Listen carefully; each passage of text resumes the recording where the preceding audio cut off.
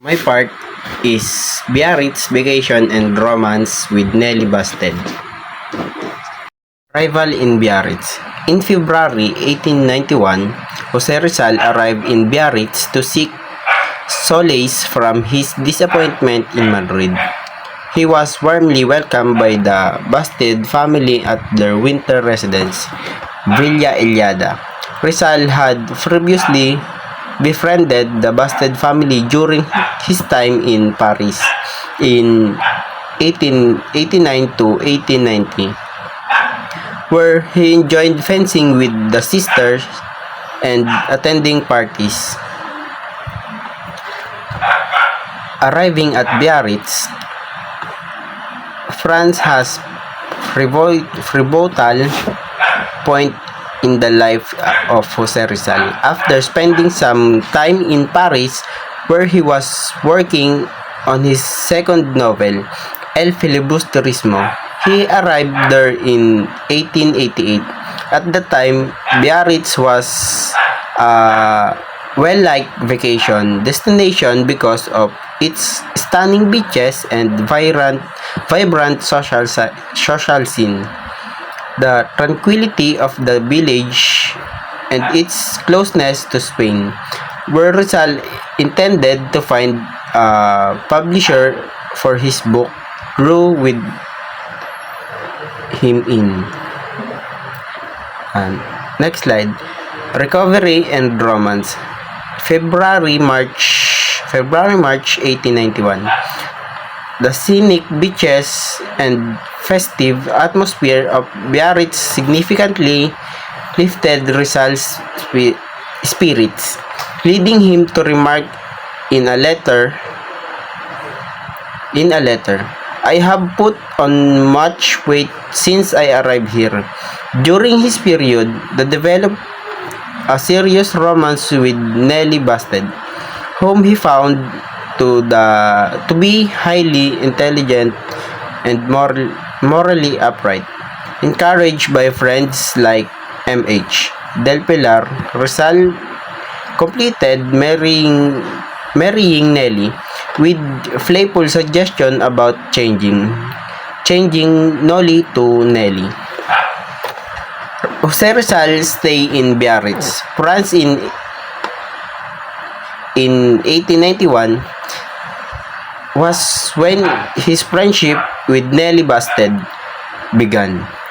Nelly was visiting her relatives in Paris when she first met Rizal. When they introduced by mutual acquaintances, Rizal was enthralled by her beauty and charm right away. Challenge in the relationship. Despite their affections, Rizal's proposal faced two major obstacles. He refused to convert to Protestantism as Nelly's mother insisted, and Nelly's mother disapproved of Rizal's financial instability as a struggling physician and writer. Ultimately, the romance ended, but they parted as good friends, with Nelly expressing her hopes of his future and farewell letter. Numerous major obstacle faced by Jose Rizal and Nelly Busted relationship ultimately contribute to its disintegration. These difficulties stemmed from a mix of cultural disparities, criticism from family, and Rizal individual circumstances. Rizal has liberal humanities and Nelly, but Nelly was a devout Catholic. Their partnership faced a great challenge as a result of their fundamentally different religious views. last slide. Completion of El Filibusterismo, March 29, 1891. While navigating his feelings for Nelly, Rizal simultaneously worked on his second novel, El Filibusterismo, and complete the manuscript on March 29, 1891. He wrote to a friend, I have finished the book. For the rights of the Tagalog race, indicating his ongoing commitment to reform despite personal setback. It would be made clear that Biarritz was not a final destination of El Filibusterismo. In reality, the novel has completed the Brussels, Belgium in 1891. Although Rizal did spend time in Biarritz, he has sidetracked from his writing on the social scene and his connection with Nelly Busted. While he was there, he did make some headway on the novel, but atmosphere was not conducive to his finishing it. Yun lang po. Magandang hapon po sa ating lahat. Ang akin pong ipapaliwanag ay ang Return to Paris and Brussels, March to April 1891. Noong Marso-Abril 1891 ay maaring tumukoy sa pagbabalik ng isang tao sa mga lungsod na ito. Marahil para sa mga kaganapan, negosyo o personal na dahilan. Sa panahong ito, ang Paris at Brussels daw ay ang mahalagang sentro ng kultura, sining at politika sa Europa. Ang pagbabalik na ito ay maaaring nagdala ng mga bagong karanasan o pagbabago sa buhay ng tao. Kung may partikular na konteksto kang nais malaman, ay pagkasabi lang doon sa Return to Paris, Brussels, March to April 1891. Yan, okay. So, ang next po natin ay ang retirement from the propaganda movement. Noong Mayo 1, 1891 ay tumutukoy sa pag-alis o pag-withdraw ng isang mahalagang personalidad mula sa kilusang propaganda na naglalayong ipaglaban ang mga karapatan at reforma para sa mga Pilipino sa ilalim ng pamamahalaan ng Espanyol. Ang kilusang ito ay binubuo daw ng mga intelektual na aktivista na nagtaguyod ng mga ideya ng kalayaan, edukasyon at pag-unlad. Ang pagretiro daw ng isang leader o kasapi ay maaaring magdulot ng pagbabago sa direksyon ng kilusan at maaaring nagbigay diin sa mga hamon na kinakaharap nito. Kung kailangan mo ng karagdagang detalye, ay sabihin nyo lang upang malaman ito. Yun lang. So, ang next po natin ay ang preparing for publication. Noong Mayo hanggang Hunyo 1891 ay tumutukoy ito sa isang proseso ng paghahanda ng isang akda o mga materyales para ilathala daw. Sa kontekstong ito ng kasaysayan, maaaring ito ay patungkol o tungkol sa mga akdang pampanitikan, mga sulatin o mga pahayag na isinulat ng mga aktivista.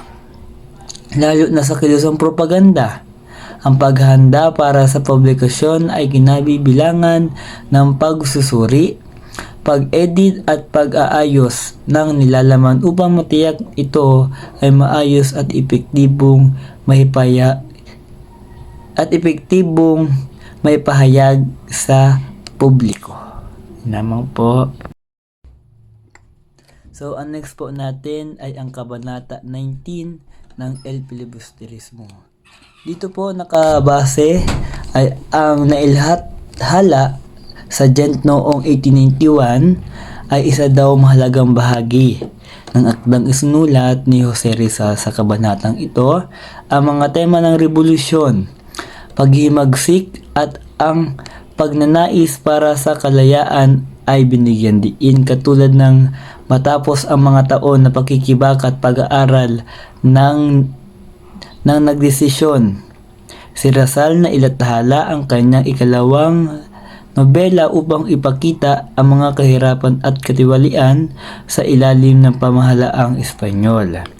Ang Ghent daw ang naging lugar ng publikasyon dahil dito niya natagpuan ang mas malayang kapaligiran para sa kanyang mga idea.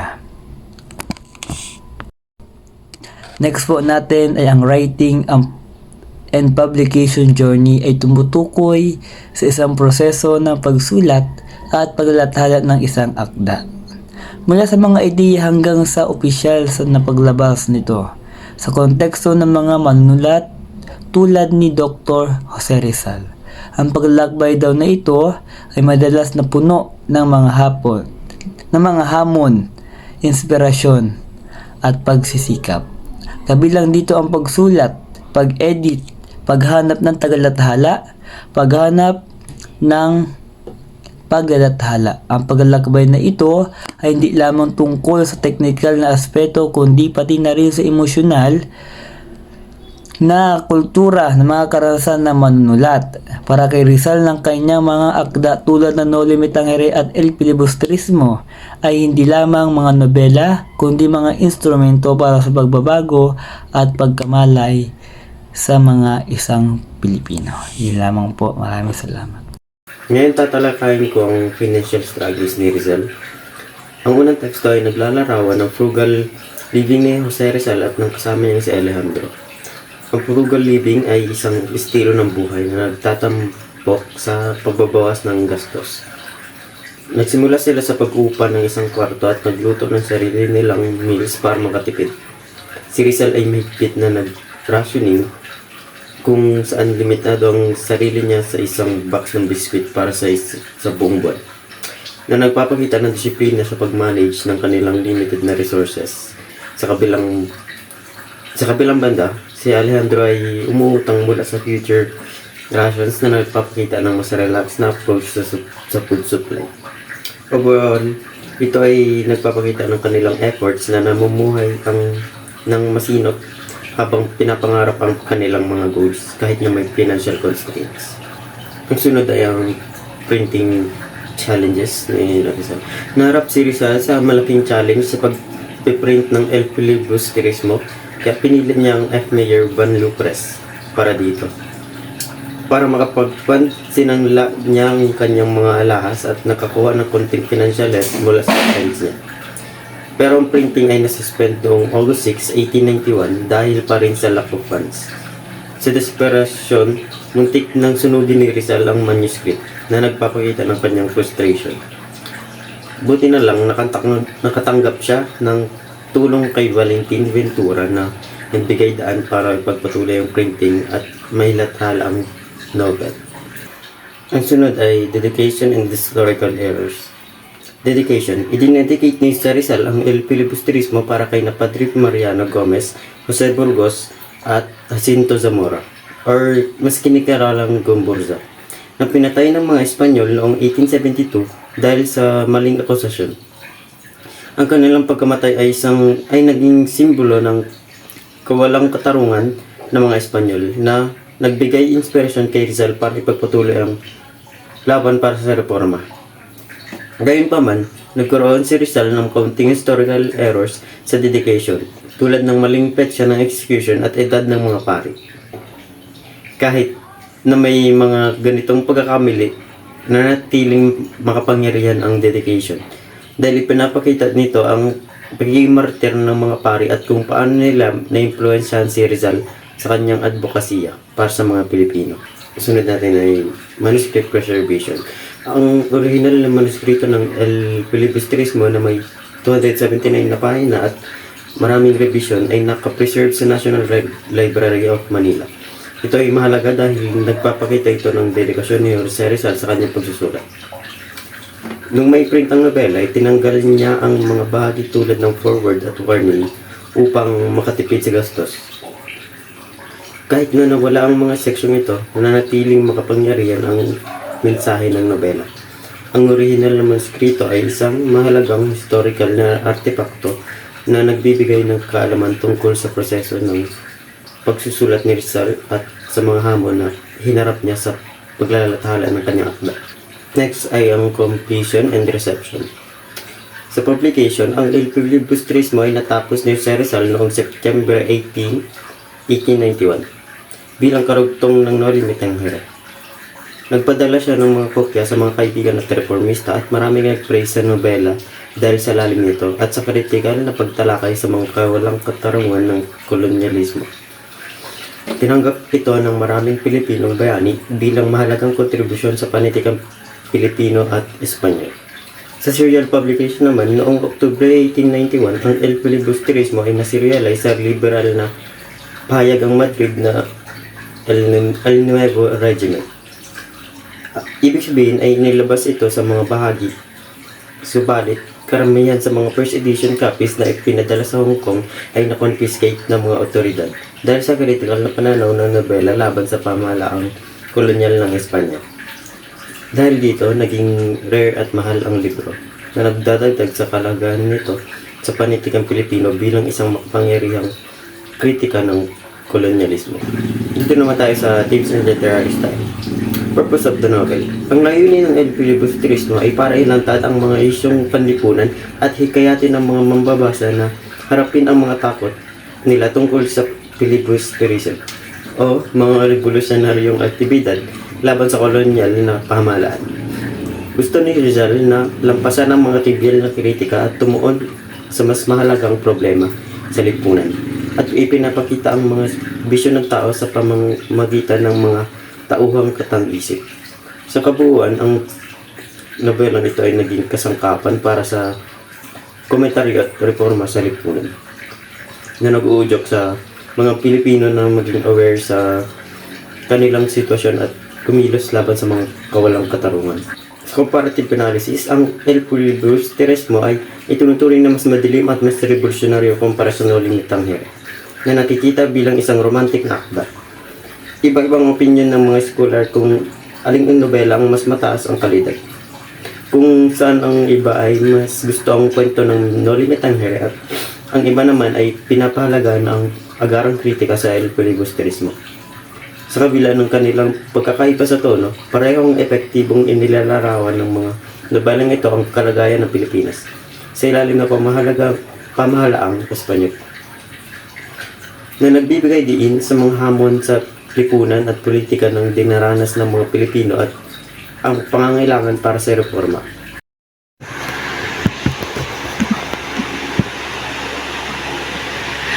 Mga pinitikan sa kinabukasan. Hindi natapos sa ikatlong nobela, sinimulan ni Rizal ang isang walang pamagat na ikatlong nobela sa Tagalog noong October 18, 1891. Sa kanyang paglalakbay sa Hong Kong, nakatuon sa mga kaugalian at etika ng mga Pilipino, ngunit hindi ito natapos. Iba pang mga hindi natapos sa mga gawa. Sumulat si Rizal ng ilang mga hindi natapos na nobela, kabilang ang Makamisa sa Dapitan ng isang nobela tungkol sa buhay ni Fay Laguna at isa sa pa tungkol kay Cristobal, isang Pilipinong mag-aral na bumalik mula sa Europe. Ang mga gawang ito ay sumalim sa kanyang pangako sa pagtugon ng mga isyong panlipunan sa Pilipinas sa panahon ng kanyang pagkatapon. Mga dahilan ng pag-alis sa Europe noong November 1891. Umalis si Jose Rizal sa Europe patungong Hong Kong noong November 1891 na binanggit ang dalawang pangunahing dahilan ang hindi makabata na klemang pampolitika sa Europe. Dahil sa mga pagkakaiba sa MH Del Ferrer at nagnanais na mapalapit sa kanyang minamahal na Pilipinas at sa pamilya. Pinaalam niya kay Del Ferrer ang kanyang paririto sa larangan ng politika upang mapanatili ang pagkakaisa ng kapwa Pilipino. Paalam sa Europe noong October 3 hanggang 1891, umulis si Rizal sa Gent noong October 3, 1891. Pagkatapos ng paghahala ng filibusterismo, siya ay umugol ng ilang araw na sa Paris. Nagpaalam sa mga kaibigan tulad ng Lunas at Pardo de la Veras. Noong October 18, sumakay siya sa vapor na Melbourne patungo sa Hong Kong. May 2 liham ng rekomendasyon mula kay Juan Luna para kay Manuel Camus at 600 copy ng El Pili. Nilarawan niya ang paglalakbay bilang makalangit, pinahahalagahan ang tahimik na dagat at magandang panahon. Mga tagumpay sa paglalakbay.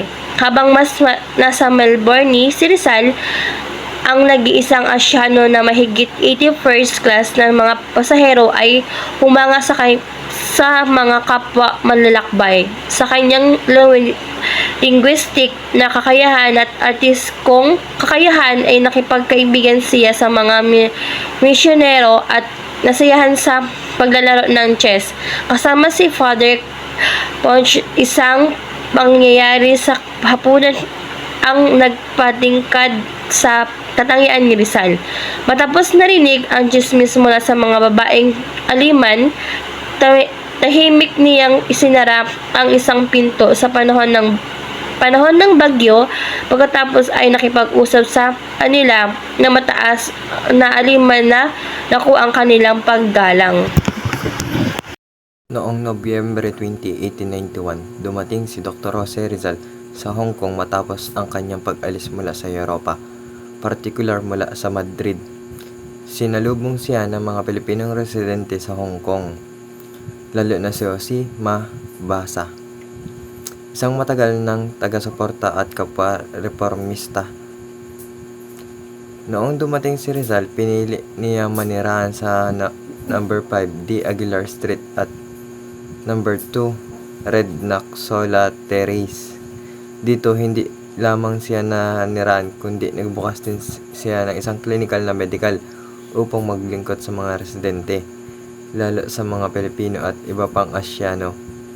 Ang kanyang pananatili sa Hong Kong ay naging mahalaga dahil dito niya binalak ang pagbalik sa Pilipinas at isimula ang ilang mga mahalagang dokumento na humubog sa kilusan ng mga reforma.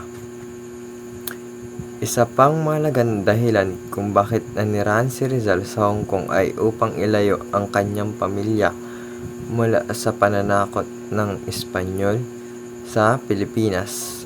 Nais niyang tiyaking ang kaligtasan ng kanyang pamilya, kaya inilapit niya sa Hong Kong kung saan mas ligtas sila mula sa mga mata ng kolonyal na pamahalaan.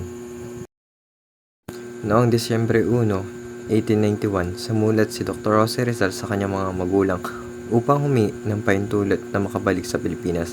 Ang kanyang intensyon na umuwi ay bunga ng matinding pagkabahala sa mga nabalitang natanggap niya mula kay Manuel T. Hidalgo, asawa ng kanyang kapatid na si Saturnina Rizal. Inatid ni Hidalgo ang balita tungkol sa pagtapon ng 25 katao mula sa Calamba, kasama ang mga kasapi ng pamilya ni Rizal bilang bahagi ng paghihiganti ng Espanyol sa mga residente ng Calamba dahil sa alitan tungkol sa lupang sakahan sa ilalim ng donasyon ng mga praile. Ang sitwasyong ito ay resulta ng pagkilos ng mga Rizal laban sa pang-aabuso ng praile sa kanilang mga lupain, upang saan ipinaglaban ni Rizal at ng kanyang pamilya ang karapatan ng mga taga-Calamba. Dahil dito, ang kanilang pamilya ay gipit at pinarusahan kasama ang iba pang mga pamilya sa Calamba na ipinapatapon mula sa kanilang mga lupain. Bilang tugon, binalak ni Manuel T. Hidalgo na mag-apela sa Queen Regent ng Espanya. Sa mga panahong iyon ay si Queen Maria Cristina, ina ng batang hari, si Alfonso VIII. Plano rin nilang magsumiti ng apela kay Queen Victoria ng Inglaterra. Umaasa makakakuha ng proteksyon mula sa mga banyagang monarkiya laban sa mga pang-abuso ng mga kolonyal na otoridad sa Pilipinas. Ang apela sa mga reyna ay isang desperadang hakbang upang makatanggap ng internasyonal na suporta laban sa Espanyol, na sa panahong iyon ay malapit na inaapi ang pamilya ni Rizal at ang kanilang mga kaanak. Ang balitang ito ay nagdulot ng mas matinding kagustuhan kay Rizal na bumalik sa Pilipinas upang personal na tumulong sa kanyang pamilya at ituloy ang pakikipaglaban para sa mga karapatan ng mga Pilipino. Bago magpasko ng 1891, muling nakasama ni Dr. Jose Rizal ang kanyang ama, kapatid na lalaki at bayaw na si Silvestre Ubaldos sa Hong Kong. Kalaunan, sumunod din ang kanyang ina at ang mga kapatid na sina Lucia Josefia at Trinidad. Ang pagdating ng kanyang pamilya ay nagdulot ng labis na saya sa buhay ni Rizal. Noong Enero 31, 1892, sa isang liham kay Ferdinand Blumentritt, ipinahayag ni Rizal ang kanyang kasiyahan at kapayapaan sa kanilang tahimik na pamumuhay sa Hong Kong. Malayo sa mga pag-uusig ng mga Espanyol, ang muling pagsasama ng pamilya ay nagbigay ng panibagong lakas kay Rizal sa gitna ng kanyang mga hadikain para sa Pilipinas. Ang teksto sa larawan ay tungkol sa pagpapasaya ni Jose Rizal sa mga medisina sa Hong Kong. Upang suportahan ang kanyang pamilya, si Rizal ay naging isang kilalang optalmiko, espesyalista yon sa mata, at nakapagpagaling ng maraming pasyente. Sa tulong ni Dr. Jose Lorenzo P. Marquez, nagtagumpay niyang inopera ang mata ng kanyang ina at naibalik ang kanyang nitong kakayanin nito makabasa at makapagsulat. Noong Enero 31, 1892, sumulat si Rizal tungkol sa laganap na trangkaso sa Hong Kong at ang mga hamon sa kalusugan ng kanyang pamilya. Dagdag impormasyon, si Jose Rizal ay hindi lamang isang bayani at manunulat, kundi isa ring bihasang doktor. Sa kanyang pananatili sa Hong Kong, itinuloy niya ang kanyang proseso upang makatulong sa mga Pilipino at dayuhang pasyente. Noong ika-21 ng Marso, 1892, tumanggap si Jose Rizal ng suporta mula sa kanyang mga kaibigan, kapwa sa moral at material na paraan. Ang ilan sa kanyang mga kaibigan mula sa Europa ay nagpahayag ng kanilang pagsuporta sa kanya. Halimbawa na lang si Mr. Bosted ay nagsulat kay Rizal upang papurihan siya sa kanyang tagumpay sa larangan ng medisina. Samantala, si Dr. Ariston Bautista Lin, na isa ring tanyag na doktor at kaibigan ni Rizal, ay nagpadala ng mga congratulatory letter at mga aklat pang-medical upang makatulong sa patuloy na pag-aaral at pagsasanay ni Rizal. Ang mga ito ay isa lang sa patunay na si Rizal na sa kabila ng kanyang mga pagsubok ay patuloy na tinutulungan at pinapalakas ng mga kaibigan sa loob at labas ng bansa. Noong Marso 7, 1892, bilang tugon sa napakahirap na kalagayan ng mga mamamayan sa Kalamba, lalo na ng mga pamilyang nawalan ng lupain dahil sa kaguluhan sa pagitan ng mga magsasaka at ng mga praile, iminungkahi ni Jose Rizal ang Borneo Colonization Project. Layunin ng proyektong ito na matatag ng kolonyal ng mga Pilipino sa Hilagang Borneo o sa Sabah upang bigyan ng bagong tahanan at kabuhayan ng mga pamilyang walang lupa at naghihirap. Naglakbay si Rizal patungo sa Dakan, Borneo upang makipagnegosyohan sa mga otoridad ng Britanya. Sa kanyang pag-uusap, matagumpay niyang nakuha ang alok ng 50,000 hektarya ng lupa na maaaring sakupin ng mga Pilipinong settler. Ang plano ni Rizal ay bigyan ng pagkakataon ng mga pamilya na bumuo ng bagong komunidad malayo sa pang-aabuso ng mga praile at sa mga suliraning agraryo sa Pilipinas. So, noong Mayo 26, 1892, ang mga kaibigan ni Rizal, kabilang sina magkapatid na Luna at Lopez Haina, ay nagpakita ng kanilang pagsuporta at pananabik para sa Borneo Colonization Project. Si Lopez Haina ay nagpadala pa ng liham, ipinahayag ang kanyang malakas na kagustuhan na sumama sa kolonya. Subalit ang kanyang bayaw na si Hidalgo ay nagbigay ng matinding pagtutol sa proyekto. Nagtanong si Hidalgo kung tama bang iwanan ang Pilipinas para manira sa ibang bansa at nagpahayag siya ng alinlangan kung ito ang tamang solusyon para sa mga Pilipino sa ilalim ng kolonyal na pamahalaan. So, dito po yung nag-isip po si Jose Rizal ng proyekto na maaaring gawin para mabigyan ng tulong ang ating mga mamamayan nung panahon ng Espanyol para mabigyan ng karapatan na maging malaya at para yung lupa ng kanilang inaano is maging kanila or bigyan ng karapatan na sila ay magkaroon ng mga sariling lupain. Ang pagbabago sa pamahalaan mula kay Gobernador Weyler patungo kay Eulogio Despol ay nagdulot ng panibagong pag-asa para sa Pilipinas. Si Jose Rizal bilang isang makabayan na naghangad ng reforma at katarungan para sa kanyang bayan ay nagpadala ng liham ng pagbati kay Despol. Sa kanyang liham, ipinahayag ni Rizal ang kanyang pag-asa na sa ilalim ng bagong pamumuno, maaari magkaroon ng mga pagbabago na magdudulot ng kabutihan para sa mga Pilipino. Gayunman, matapos ang ilang buwan ng paghihintay, walang naging tugon mula kay Despol. Dahil dito, napilitan si Rizal na magpadala ng ikalawang liham pagkatapos ng 3 buwan ng paghihintay. Ipinakita nito na bagamat may pag-asa si Rizal sa bagong gobernador, naging palaisipan para sa kanya ang kawalan ng komunikasyon o tugon mula kay Despol. Ito ay simbolo ng kanyang pagtuloy na pagnanais para sa pagbabago at katarungan sa ilalim ng pamahalang Espanyol na madalas ay tila hindi pinapansin ang mga hinaing ng mga Pilipino. So, ayun po, sabi nga po dito si Despol, yung bagong gobernador na na-assign or nanalo. So, dahil po sa matinding kapangyarihan ng mga Espanyol is para po nababaliwala yung mga gobyerno nun, para pong nagiging one-sided lang, dahil para po nagiging mas makapangyarihan pa rin yung mga Espanyol nun at tinatanggalan ng karapatan ang mga Pilipino. Kaya po si Rizal ay nag-aaral na mabuti sa ibang bansa para ipaglaban ang katarungan ng bawat Pilipino sa ating bayan. So, yun po.